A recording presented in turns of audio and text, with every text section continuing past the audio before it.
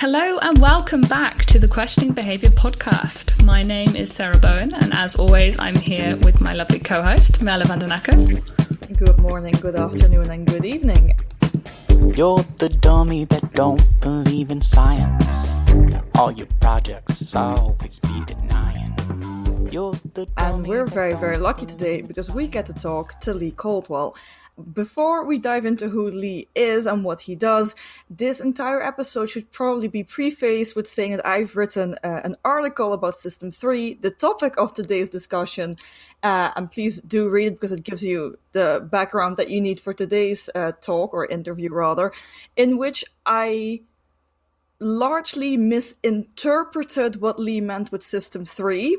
And I might have taken it slightly out of context. And so we're recording this entire episode to set the record straight and make sure that whatever System 3 may be, according to Leigh, gets put out properly. So this is to Leigh's defense. So that I think that is an introduction and a half. So, for our guests to do it themselves, Leigh, please tell the audience, who are you and what do you do? And what is this about System 3? All right. Thank you so much, Merle.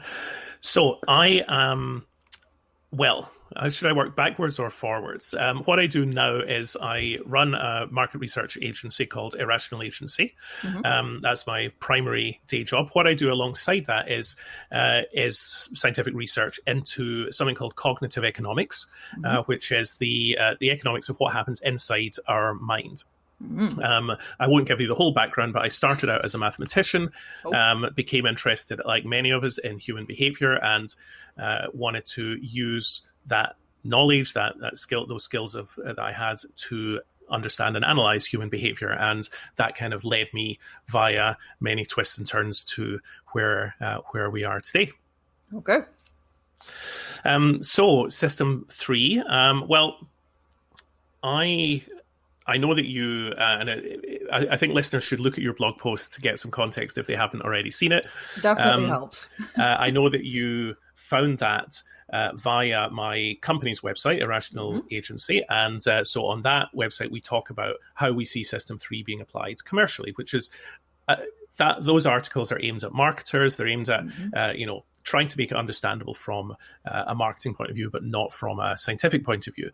Okay. But I will also talk about it from a scientific point of view and see if we can at least come to an accommodation that there's something worthwhile and scientific there that is worth talking about. So I think let me start from that angle in trying to explain it, because I think that's the audience that you have, is people who understand behavioral science, and we think so. Good.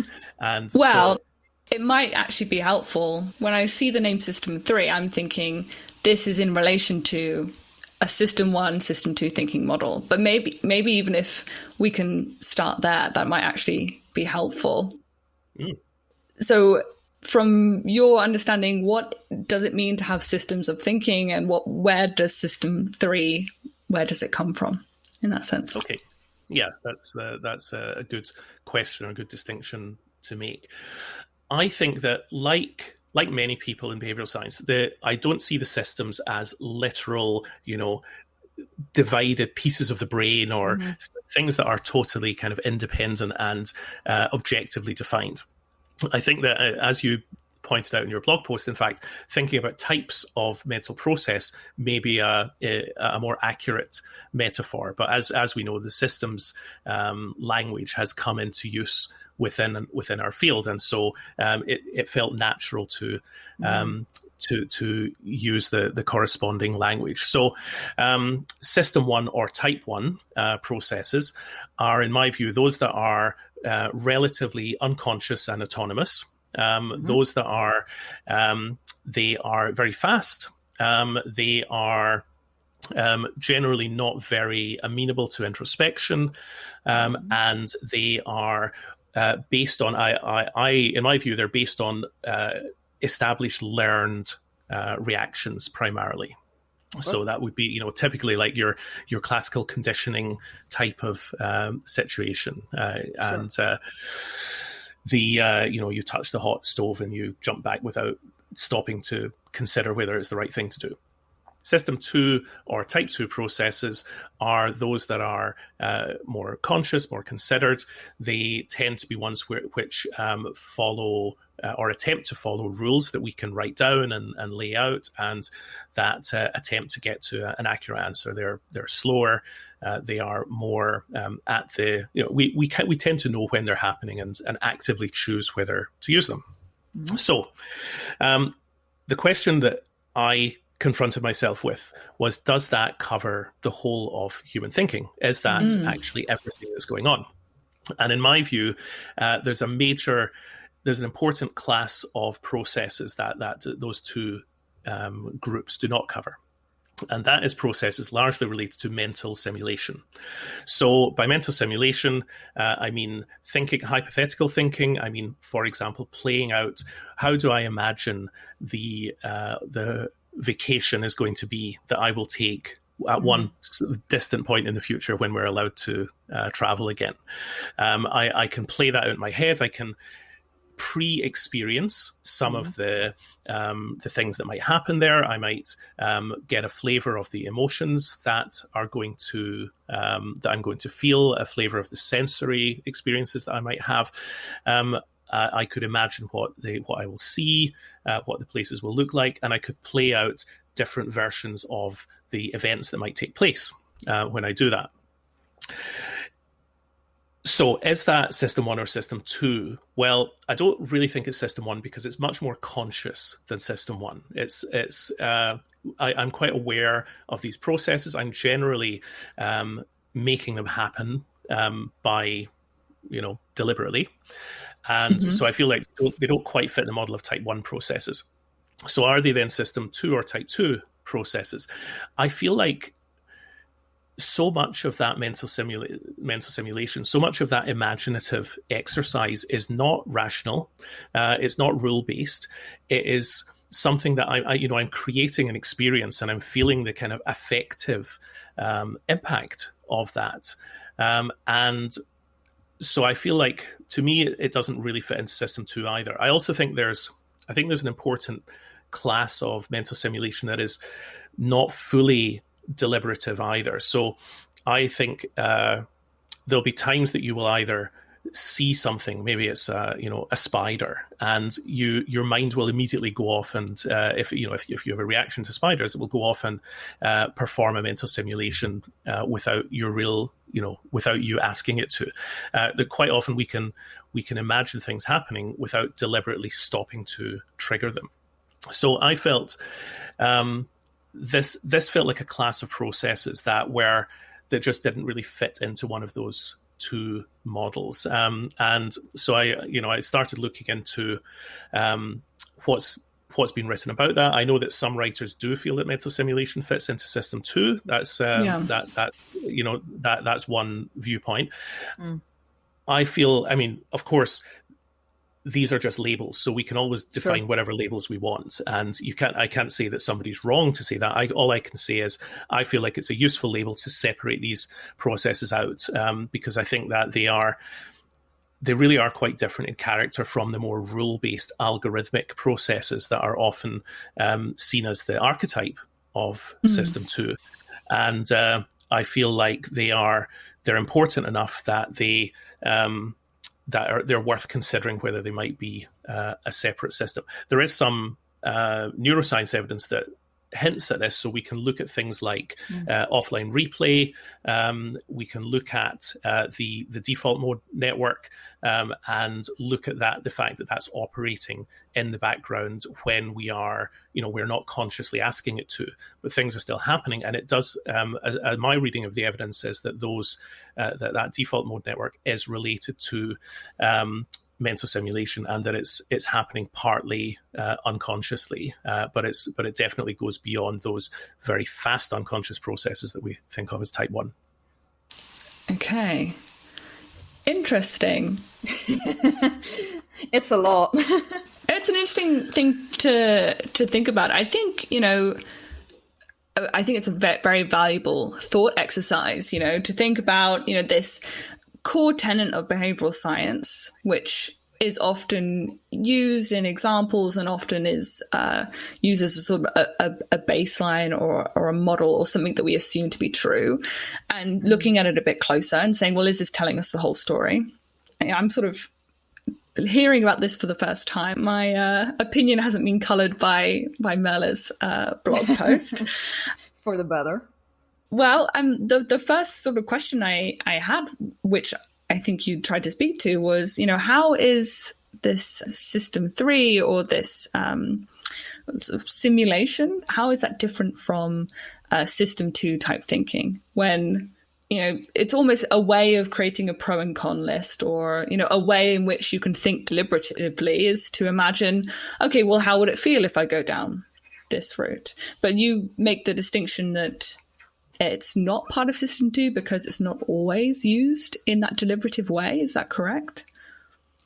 Yeah, I would say so. You could use a system 3 process as an input to a system 2 decision. So as you say, you might use it to help you identify some of the pros and cons of this future path of behavior. You might use it to notice an advantage or a disadvantage that wasn't immediately obvious. So it could be a source of system 2 considerations. But I do feel like it doesn't quite fit the mode. I guess to think of another couple of examples, when we're reading a novel, I feel we're often performing this mental simulation of the world of the novel. We know it's not real. We know that it's not decision making as such, but we're still going through and imagining these images. We're picturing these characters, trying to project what this character might feel or do, maybe trying to predict what might happen at the end of the novel. Does that fit the mode of rational conscious thinking that is typically thought of as type 2 thinking? To me, it's quite different. It's about evoking emotions that we know not to be real, but we're indulging in those emotions anyway. It's something that we do because we enjoy it, not because it's going to help get us to an algorithmically correct decision in some way. But this is one of the main, let's call it confusions then, that I have with type 3. Because one of the, I'm going to continue calling it type 3 because I also add the system distinction, because it indicates that somehow, somewhere, there's some hardware for it, which we haven't gotten to that discovery yet. So we'll just stick with the type. So for me with type 3, especially as it was described, and maybe that is the issue of the specific articles that I've read, because they were very tailored towards a marketeer audience, everything that I thought was described there was just very much this, say that you're buying a car, because that was the example used, the experience of you potentially owning the car, which obviously, especially if you can invoke quite a few positive emotions with this type of mental simulation, makes a person or consumer much more likely to buy the car because they already have all these positive associations with it, as well as the idea of potential ownership, which I'm sure triggers a whole term of endowment effects, which is just a very clever strategy. But for me, the idea to, despite it being, conscious, the idea of invoking emotions and the simulation of an experience which you've not yet had, which your mind can come up with and conjure very, very quickly, despite the experience itself having or would have to be much longer. I don't think that's English. That to me is still a very quick process. And I don't find that particularly deliberate, especially not as, although this is mainly the fault or the tactic of the marketeer, that the focus is so emotional and so experiential. So when I initially read that a lot of people think that this type 3 reasoning is just a deviant of type 2, I thought that was quite surprising, because to me, this is largely a variety of type 1 reasoning that's just a lot more intense. But with regards to it being quick, I mean, I don't want to say that daydreaming and mental simulation or dreaming in general is anything alike, but in this mental simulation or in a daydream or in a dream in general, we do not have any type of timing or any real concept of time which is akin to what is actually happening in quote-unquote the real world around us. Like, or we can mentally simulate days, months, weeks very, very rapidly, and then only in the real world, 5 minutes may have passed. But is that not in and of itself a subcategory of type 1?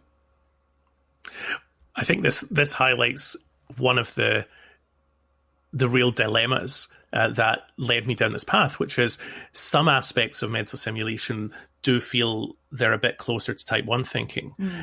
Others are closer to type 2, and in fact, there are one of the big dual process books by Evans and Stanovich talks about the hypothetical thinking as being the hallmark of type 2. This is what they say is exactly what makes type 2 type 2. It's the fact that you can decouple, cognitive decoupling, they call it, decouple the experience you're actually having right now, the real world, which is what activates type 1, from some hypothetical pretend world, which could be either the future, or it could be fiction, or it could be something that you're, an option you're evaluating.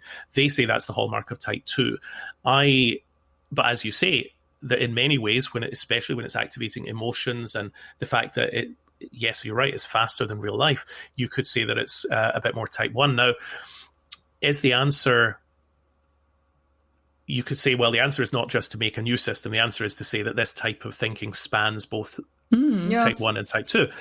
Yeah. That would be a valid argument. And it's the labels of types or systems are there because people found them convenient. There is absolutely literature that talks about a spectrum from type 1 to type 2. Some people don't agree with the dual system division at all. No, I think there's actually quite a few people who don't agree with the system, which is, it's becoming kind of the hallmark of behavioral science, that a lot of the fundamentals or like the textbook introduction to behavioral science, as soon as you're like 2 years ahead of that, everyone's like, yeah, that's just for simplification to get people interested, but it's not like that. And then suddenly all of it is a spectrum. Well, this is a complaint people make about economics in general, is that you teach people economics 101 and then the rest of their economics education is filling in why it was wrong. And that maybe behavioral science is going to be like that as well. I think that there is a spectrum from type 1 to type 2. I actually think that if I could have placed what I think of as this new system, I would place it in between the other two. Type 1.5. Yeah, exactly. But it didn't quite have the same ring to it. And I actually think that if we look at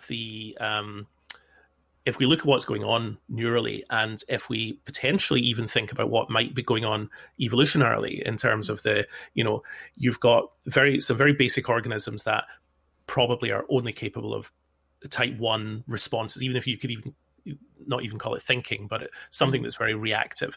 And they are capable of being conditioned. So classical conditioning can work, and that probably resides within the type 1 world. And then you think, well, the next step from that, in my view, is to be able to assemble some of those type 1 reactions into something that has more than one step. And so you could think of, secondary conditioning, where you have a stimulus and a response, and then you have a second stimulus that predicts the first stimulus. So then you start to assemble a chain of reactions. And if you think of that, if you extend that a little bit further, you could imagine a kind of network of stimulus response pairs that kind of all connect to each other in to build a sort of causal model of the world that the organism lives in. And if you then, the next step from that is to say, well, what if the organism can use that same causal network that's been encoded within its brain to make simulations, and to say, well, what if I did this without actually doing it? So what if I tried this course of action, and could I then see that? Could I plan it out before I go there and decide whether it's really whether it's a good course of action? And we can see this happening in small mammals. We can see in rodents, we can see in I think in birds, but definitely in rodents, we can see that planning taking place. Like, the classic one is going through a maze. You can see that the mouse is able to simulate to some extent what might happen if it goes down this path or that path. So that is happening, and I think goes beyond type 1, because I think type 1 is essentially reactive. It's my reaction to what's happening right now, as opposed to something that involves planning. Now, is it then right to say that a mouse has got a type 2 thinking because it can do that kind of planning? I feel that might be a bit of a stretch for a mouse. I think to me, the things that are definitively type 2, if you at least say, well, what's definitely on that end of the spectrum, are things like logic and language and calculation, things that we have no doubt that are definitely a different type of process or class of process than the reactive ones. So I feel like there is this space in between where whether it's us daydreaming or the rodent planning out where the cheese might be, there's a class of process that goes beyond reactive, but doesn't reach the level of logic and reasoning. And I feel that it is something we use all the time for thinking, do I want this chocolate or do I want that chocolate? Which flavor of ice cream will I have? Or which way will I go to down the street? All of those things that we might, you might even literally mentally simulate walking down this side or that side without really stopping to make a reasoned calculation about it, but you're still semi-consciously simulating that, that side looks safer, or that it's the sun's shining there, so I'll follow down that side. So to me, there's this big space between the definitively reactive process and the definitively calculative process. And you could simply say, okay, it's a spectrum, everything's somewhere in the spectrum, and abandon the types altogether. That's a legitimate view, but I feel like there's those simulation processes are important enough to human decision making. They're obviously, as I said, they're important in marketing, because if we can trigger those processes, then we can influence consumer behavior in a certain way. But I think that... In what way exactly? Because that was going to be my next question. So with this system 3 for marketing purposes, type 1.5 for slightly more scientific purposes, what exactly can you do with it? Because to me, if you were to purely ask me, this kind of falls into the domain of experiential marketing. If I'm completely right, or if I'm even remotely right, not if I'm completely right, I will already settle for being about 10% right. So... there's no doubt that some of those insights, the emotional marketing of cars that you mentioned in the blog, absolutely, like people who have been making adverts for decades are intuitively using this type of marketing, just as people intuitively use lots of the tools of behavioral science in marketing. Everybody for hundreds of years has said this shirt was £50 and now is £30. What a great saving! And use anchoring to increase the perceived value of the shirt. It's been it's a response that anyone who works in the commercial application of behavioral science has heard this objection. Oh, well, that's just good marketing. It's not. Why do you have to put this behavioral science label onto it? In my view, the answer is the same. The answer is, even though you might intuitively do something, it helps to have a more systematic scientific way to think about it, because you can explore frontiers that didn't occur to your intuition, and you can make measurements and predictions. So I talked about this network of this causal graph in terms of learning, stimulus response, and secondary conditioning. I believe that in a sense, the landscape on which that mental simulation is occurring is a causal graph. It's a causal model of the world. And so if we can understand the causality that people perceive in the world at some quite good granularity, then we have the ability to make a map of that landscape and understand where some of the opportunities are. So if I'm working with a client on that, I will try to map out that landscape. We've got particular research tools that we use to try to get some of the detail of what those causal relationships are that people perceive. And we can then see, well, here's an area of the landscape where none of your competitors are yet playing. So that's an opportunity for you. Or else we can say, well, these 3 or 4 steps in that landscape, this is a very natural narrative for people to follow when they are mentally simulating what it's going to taste like when they, open that can of soft drink. So if you use that narrative and reinforce what the expectation that people are going to have when they drink your drink, then you'll be more likely to succeed, because you'll plug into what they feel is the right taste or the right narrative about a drink. So and honestly, when I'll go to clients with the results of one of those research projects, and they will tell me, well, okay, that's obvious, we already knew that. But then the other part, we didn't realize that that's what was going on. So that's the part that's new, and that's what we can take advantage of. So it's something that I would say, not that every client, of course, is using this yet. We're only a small company, and we're trying to sell our service.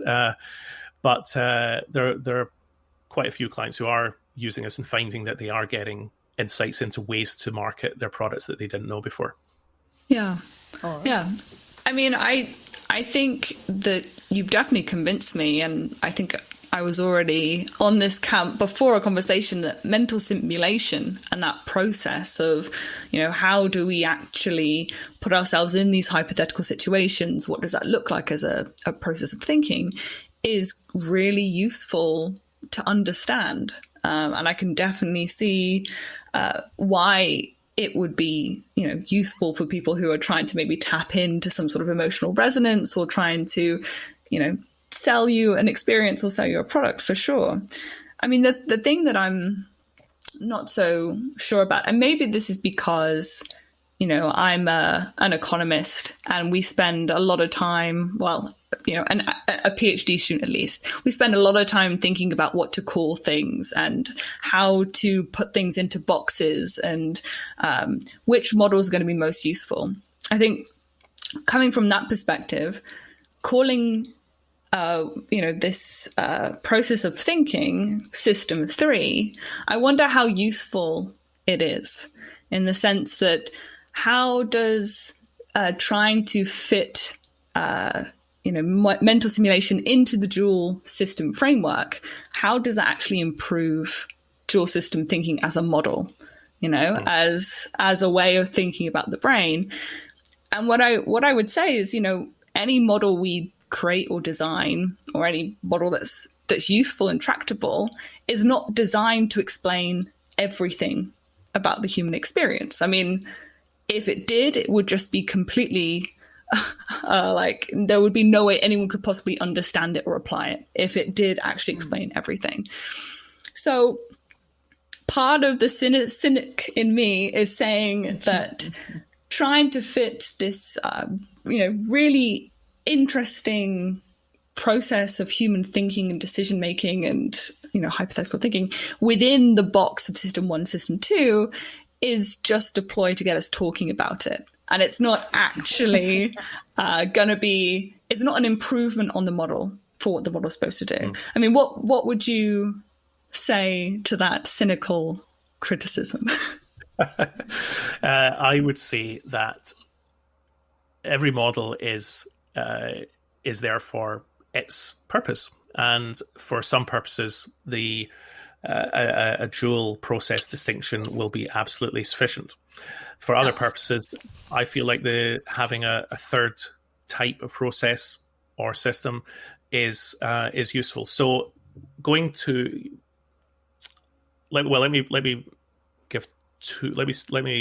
say two things. One is that Keith Stanovich, who's one of the leading writers on the dual system model, has written himself about the possibility of a tripartite model. So in his view, the what's traditionally called system 1 has been renamed by some people as a TAS, which is the autonomous system or something. So many systems. Exactly. And so that relabeling is an acknowledgement of the fact that actually system 1 has loads of things going on. Like there's everything from sensory to affective to bloodstream, like your what makes your heart beat. You could call these are all autonomous systems that the brain uses, and they're so different that actually to call them system one in some ways is a misnomer. So that's it's also a bit insulting to our complexity. Indeed. So he said that just as system one has been renamed tasks by some people, maybe system two needs to be split into I think he says algorithmic and reflective.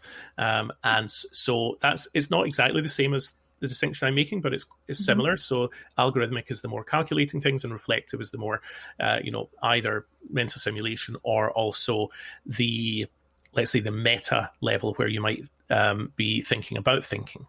And other people have said, well, maybe there's a system three, which is like the control system, the arbitrator between system one and system two. Because, if they're both fighting with each other over a decision, then something has to decide which one wins. So there are a few people who have said, actually, this, for certain purposes, going to a model with more parts might be quite useful. The other thing I would say is, you mentioned economics, and that's also where I come to this from. So I came into this thinking, this whole world thinking, there are quite a few things that we get economic value from that are not typically seen as economic objects, and they're to do with thinking. So I could engage in a classical economic transaction. I could go and buy something. I could, I don't know, say buy a video game, and I plug in the video game and I play it, and that's I get some utility from that. So classical bit of economics. Or I could just close my eyes and have a nice fantasy. I could just think about some lovely experience that I'm going to have.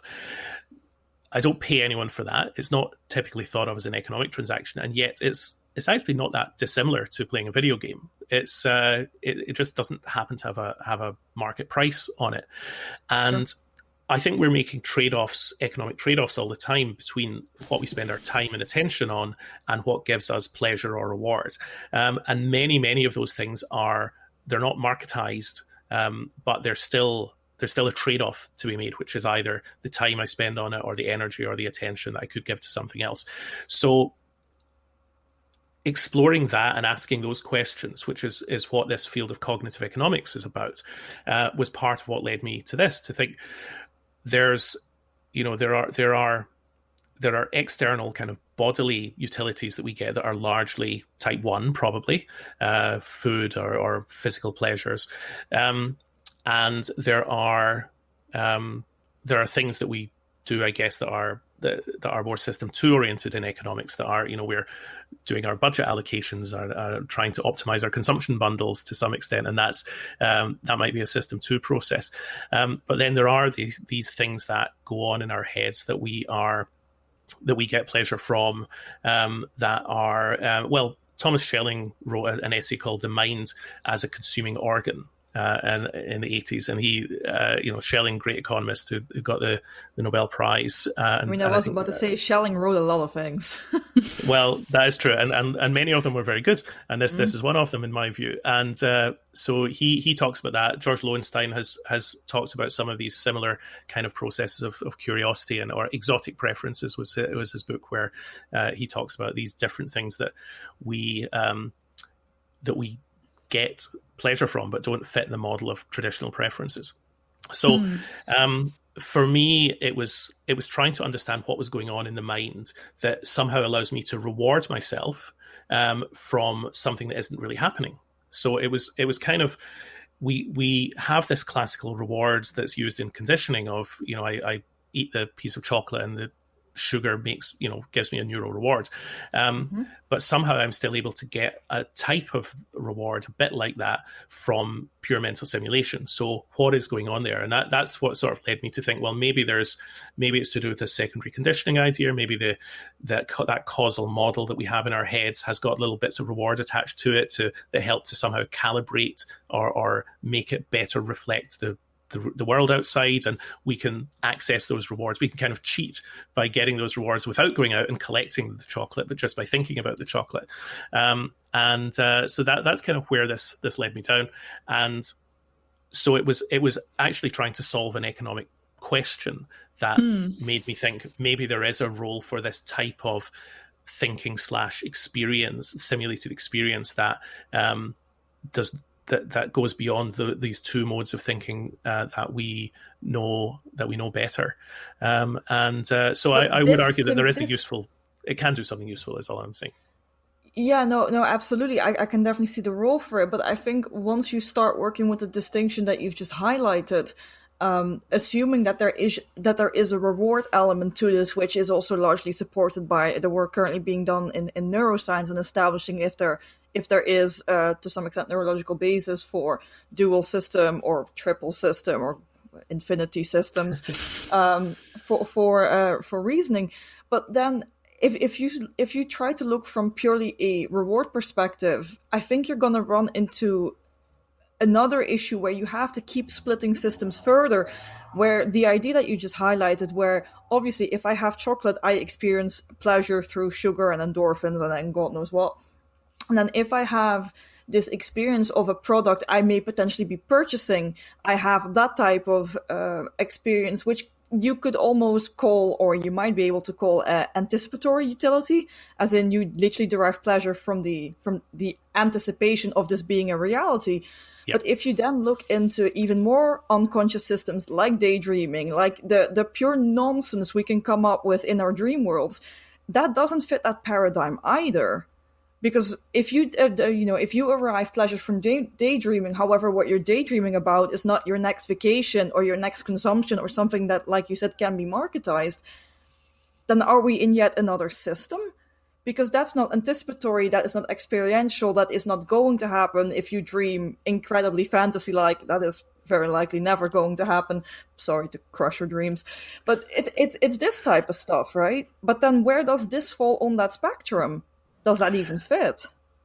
I believe, and this is my reading of the neuroscience evidence, although I accept that this is not definitively demonstrated, is that there's a lot of commonality in these things that we're describing. So I think anticipatory utility, daydreaming, I think in your blog post, I think you mentioned the idea of predictive coding and the idea of this comparison between predicted and actual outcomes in the brain. I think that underlying a lot of that is the same stuff that's going on. I think that the processes that are involved in anticipation, in actually even in empathy, where if I imagine what you might feel in a certain circumstance, in daydreaming and fantasy, all of these are, I think, they're this hypothetical affective processing, this combination of simulation, collecting the imagined rewards from what might happen in the simulation, and in fact, even I think we can have learning that goes on as a result of that simulation. I think that all of those things are quite tied together, and I think that those the example you've given, well, my claim would be that is actually the same thing that's happening, or very closely related, and that's another reason that I would say it's there's an argument to group those together into a system, because I think similar processes underlie all of those different types of hypothetical thinking. All right. I mean, it's a really interesting question about how, an external stimuli, so a video game you buy or a trip you go on or a place you visit or a person that you hug, how that can create utility in the process through which that stimuli in the brain creates an outcome, and the question of, can you get something similar with an internal stimuli? So just imagining what it's like to hug someone and you still feeling some level of good about that, whatever you want to call utility. I think these are all like really interesting questions from a philosophical and economic point of view to ask. And I mean, I wouldn't even think of trying to apply a system 1, system 2 model to try to explain that. Do you think that's part of the problem, that, no matter what the question is, people always try and rely on dual system model of thinking to lead them to an answer? Whereas that's not always the correct model for the question that you're trying to answer. I mean, as you said before, each model is an imperfect reflection of the world, and each one has its own place. So it's to some extent a matter of opinion whether that a given model fits a given question. I would say that to me there are enough clear distinctions between these three different types of things that happen in the brain. One is that very basic reactive response. The second is that simulation / planning / etc. And the third is this something that's linguistic, logical, something that really only humans can do. I feel like there's,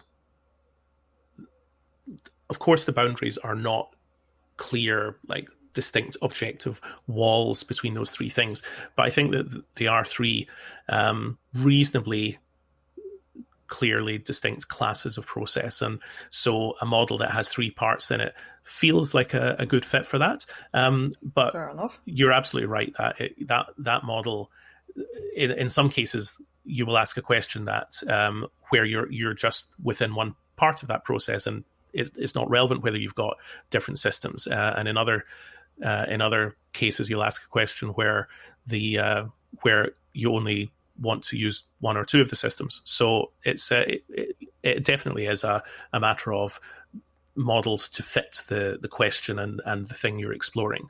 And for me, I see places coming up again and again where I think, oh, that looks like these three systems, but maybe that's confirmation bias. I'm always looking for it, so it's I could be finding it where it's not. That is entirely a possibility. I am very guilty of the confirmation bias myself. So then I'm curious. So from both a marketeer or a marketing perspective and a scientific perspective, because you have a foot in both worlds, how do you see this dual, triple, infinity amount of systems research develop, or how do you see it develop as a concept? How do I think that it will develop from here on? Yeah. On the scientific side, there's a cognitive economics kind of group of people who work on some of this stuff. There's definitely lots of work on mental simulation. So I think all of that will carry on. Whether people agree with me that this division is a good, convenient one, I mean, I think there's space for it. It is getting mentioned a little bit more. You found the idea. I guess did you independently think, well, is there a third one, and that's why you looked in these different places for it? No, not at all. A friend of mine, Elina Halonen, who we've interviewed a while back. She now lives in the Netherlands, which is my home country, and we stay in touch on a regular basis, especially because we're both incredibly critical of the field. So we sometimes discuss trends and like, oh, have you seen this nonsense, or hey, this is coming out. What do you think of this? And do you think this has a future? Like, yeah, we're a bunch of like bitchy women, but like it sometimes leads to excellent discussions, and I have no regrets. So you have Elina to thank for this. Okay, good. Well, I don't know if you know her, but maybe the listeners should know that Elina was the co-founder with me of Irrational Agency a few years back. So she, although we don't work together anymore, we do still talk about these things. So yeah, and so on the other side, the commercial side, it's starting to get some traction. There are other research agencies who are starting to use these same ideas as well, which I'm very happy with. It's not something that I would want to, that I've tried to trademark, like someone else tried to trademark it in a different research company, but they meant they actually use that label for the unconscious thought theory that you talked about in your post. So there are plenty of people who talk about this phrase, and I'm quite happy for it to be more and more adopted. Obviously, I would like it if my vision of it is the one that becomes the common currency. But who knows? It's there's plenty of people, as you say, who will talk about emotional marketing, experiential marketing, and use some of the same ideas with a different label. And all I can do is keep working on this and see if maybe in 10 years' time, there is a 3-process model, and the dual process one is just the early version. Yeah. Well, honestly, this discussion has been super enlightening, and it's really made me think about how much I've potentially taken for granted the fact that the dual process model is only maybe one version of the truth.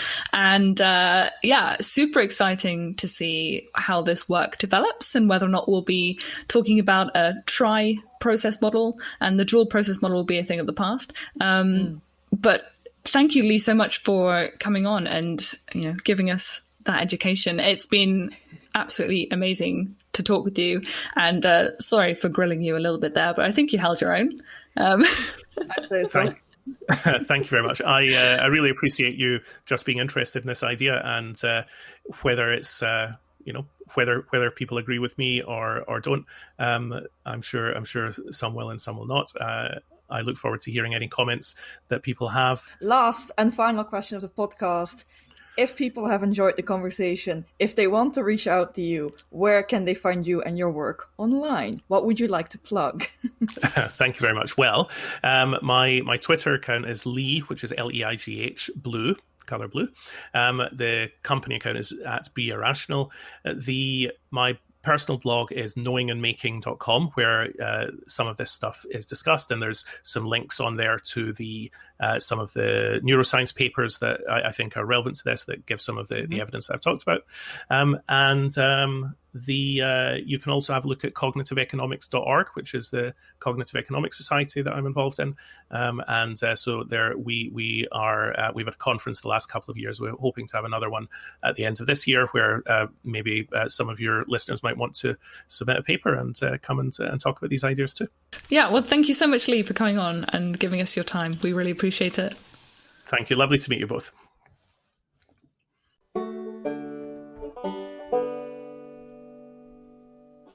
So that was us talking to Leigh Caldwell. I think we mentioned a lot in this episode. I think there is a good argument to be made for leaving the dual system behind, moving to, I don't want to say a tri-system, but maybe even moving to something that is way more complicated, for arguments that I think are easy to make. And just in general, it's good to look at what behavioral science currently is and maybe try to update it, but maybe we're going about it the wrong way. Sarah, what do you think? Yeah, I think, there's a larger conversation to be had. I mean, at the micro level, I think it's an interesting question to ask. What doesn't dual system thinking models, what don't these models explain, or what don't they tell us, or where are the gaps? Because as we said in this episode, when you design a theory or a framework, it's not supposed to explain everything, specifically in economics and by construction behavioral economics as an offshoot of that discipline. So I think the question isn't which model is right. Like, I don't think the question is asking whether a dual system model is more correct than a tri-system model. I think it's about, trying to figure out what is the right model and framework that's going to be the most helpful, the most accurate, and the most insightful for the problem that we're trying to solve. And maybe just acknowledging that a dual system model is not a one-size-fits-all solution to every behavioral science problem, like understanding the problem. And that's fine. That is okay. There is room for more models in our discipline. I think that's my 2 cents. I think my main concern with this is that we seem to kind of be kludging about. And I mean that to the extent that you need most models that we have, whether they work or they don't work, they need to be placed into context, especially if it is something as popular as a dual system reasoning model, whatever the fuck you want to call this. The main issue I have with this model is its initial purpose, or the current overextension of its initial purpose. If you place it into context, especially with the creation of behavioral economics or behavioral science, what you want to call it, as a field, the dual system model was essentially created to explain the deviations that we saw from actual people, from the Homo economicus ideal, where system 2 is supposed to be a type of Homo economicus, which is just continuously being overruled or not activated, favoring system 1, which is obviously the exact opposite of what Homo economicus should be doing.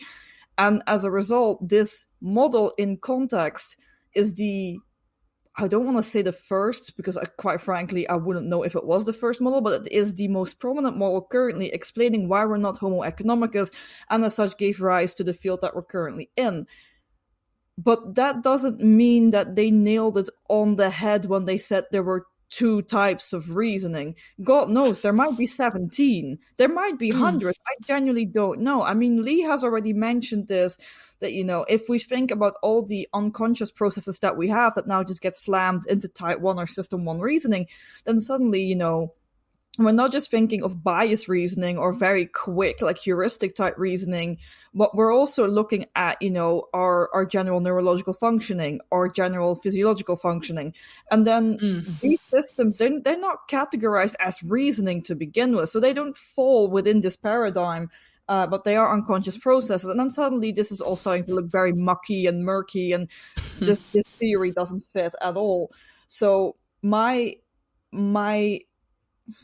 concern is that we're trying to elaborate on a model and try to make that fit better to what we think our systems or types of reasoning are, but the basis from which we're starting was never meant for that purpose, which I think is the issue I have with a lot of current prominent theories in behavioral science. Like they're just being too overextended, and it's very important to look at the context of how these models and what for these models were created. That's my 15 cents.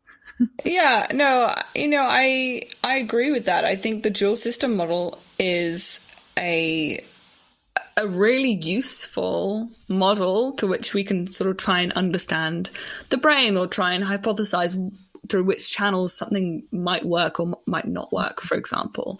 Right? I think it's a really useful model, and, it's proven to be popular because it's simple and it's really digestible, and you don't really need to have a lot of educational prior knowledge to understand it and to use it. So I understand that. I mean, I think at this granular level, at sort of the level of this conversation, what sort of makes my hair stand on end or makes me a little bit like not comfortable with it, because, maybe I am too much of an economist, is the calling this system, as sort of Leigh described it, a system 3, when it's not mutually exclusive of system 1 and system 2.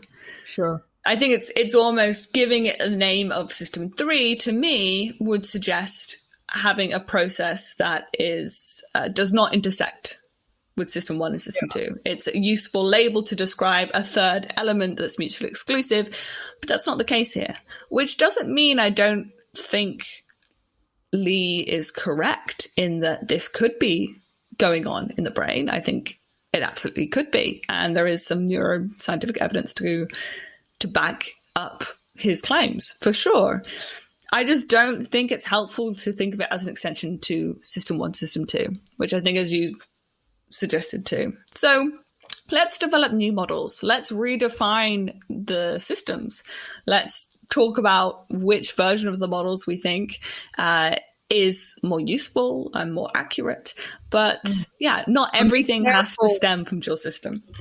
No, and be careful with how you label things, because as you have sorry, let's do this again. And let's just be careful about how we label things, because as became apparent through the conversation we had with Leigh as well, like, he is perfectly happy calling this reasoning type 1.5. But obviously that's not a nice marketing term.